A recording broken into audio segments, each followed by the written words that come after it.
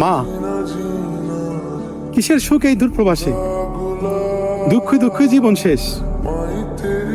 ছোটবেলায় ঈদ হলে ঈদের দিন বাটি নিয়ে তোমার কাছে দাঁড়ায় থাকতাম। সে লবণ দেয়া হলুদ মাখা মাংস এক পিস পাওয়ার জন্য তোমার কাছে ঝগড়া করতাম, এক পিস মাংস আমারে দাও। বাটি নিয়ে কত কান্নাকাটি করতাম, এক পিস মাংস আমারে দাও। বাবা এসে গালাগালি করতো, কিরে বাচ্চাটা একটা পিস মাংস আছে দিয়ে দে।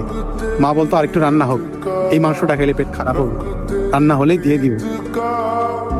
সেই দিনগুলো, সেই সময়গুলো আর পারতেছি না ফিরে আনতে মা। এই প্রবাস জীবন, মাংস তো দূরের কথা, তোমার মুখের হাসিটাও দেখতে পাচ্ছি না। তোমরা হয়তো সবাই ভাববা আমি অনেক সুখে আছি। এই যে ঈদের দিন ইতিমের মতো কাটাইতে হইব, না ডাকবো খাইতে, না করবো কেউ জিজ্ঞাসা, কিরে ঈদের দিন কি খাইলি, কোথায় যাবি।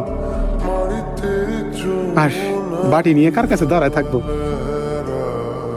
প্রবাস জীবনের কষ্ট মা আসলে হয়তো সবাইকে বললেও বুঝবে না, হইলেও শুনবে না। কারণ প্রবাসে তো অনেক সুখ, কিন্তু বাস্তবে তারা সুখে থাকে না।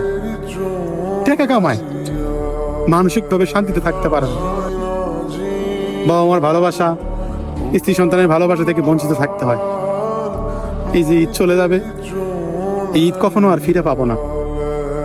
ইতিমের মতো কাটাতে হবে ঘরে শুয়ে শুয়ে। এই হচ্ছে জীবন।